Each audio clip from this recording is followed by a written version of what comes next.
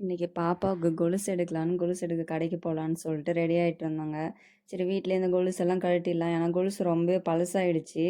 1 இயர்க்கு மேலே ஆகுதுங்க எடுத்து. அது எல்லாமே உடஞ்சிக்கிட்டு எல்லாம் முத்தெல்லாம் கொட்டிடுச்சு. பாப்பாவுக்கு வந்து செகண்ட் பர்த்டே வரப்போகுது. சரி அதுக்கு முன்னாடி ஒரு வாரத்துக்கு முன்னாடி எடுத்துடலாம் அப்படின்னு சொல்லிட்டு கடைக்கு கூப்பிட்டு போனால் அங்கே போயிட்டு எல்லாத்தையும் ஒரு வழி பண்ணிட்டாங்க. நகை கடையில் இருக்க எல்லாத்தையும் போயிட்டு கம்பியை பிடிச்சி ஆட்டவும், அங்கே ஓடவும் இங்கே ஓடவும். நகைக்கடையில் வேற ஒரு அக்கா இவங்க 2 பேர்த்தையும் பார்த்துட்டே தான் இருந்தாங்க. அங்கே இங்கே ஸ்டெப்ஸுக்கு ஓடவும், ஐயோ இவங்க எங்களை பிரிக்கட்டி அடிச்சிட்டாங்க இன்னைக்கு.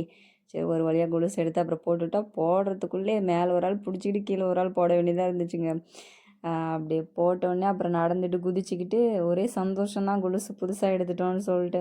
அவங்க மாட்டுக்கு இப்படி இப்படி நடந்துட்டு ஓடி வந்துட்டு இருந்தாங்க. அப்புறம் இன்னொரு பாப்பாவுக்கு போட்டுவிட்டு 2 பேர்த்தையும் போட்டுட்டு ஒரு வழியாக சேரில் உட்கார வச்சு ஒரு ஃபோட்டோ எடுத்தாச்சுங்க. இன்னும் 1 வீக்கில் பாப்பாவுக்கு பர்த்டேங்க. அதனால தான் சரி கொலுசு அதுக்குள்ளே எடுத்துடலாம் அப்படின்னு சொல்லிட்டு தாங்க இன்றைக்கி எடுக்க போயிருந்தோம். இவங்கள வெளியில் அதிகமாக நான் கூட்டிகிட்டே போக மாட்டேங்க இதனால தான்.